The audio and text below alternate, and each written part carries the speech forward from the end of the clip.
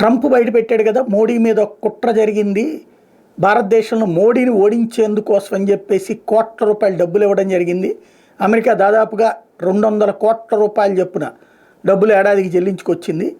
ఈ డబ్బులకి సంబంధించినటువంటి దాంతో మోడీని గెలవనీయకుండా చూడాలంటే ఈ భారత ఎన్నికలలో ఓటింగ్ శాతం పెంపు అనేటటువంటి ఒక సాకు చూపెట్టి భారతదేశంలో మోడీని గద్దెనెక్కనివ్వకుండా చూడటానికి జరిగినటువంటి కుట్ర.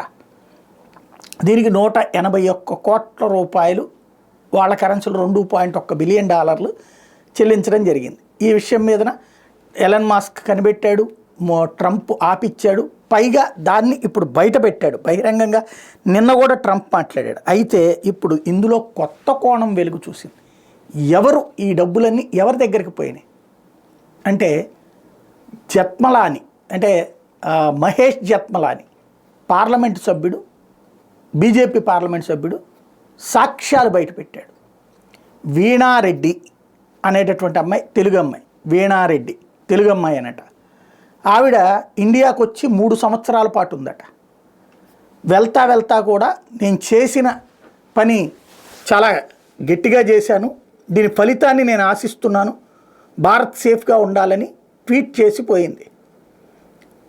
అంటే 3 సంవత్సరాల పాటు ఇక్కడ ఈ కార్యకలాపాలు నడిపింది. ఈ వీణారెడ్డి సంబంధించినటువంటి ఒక సంస్థకి ఈ డబ్బులు వచ్చినాయి.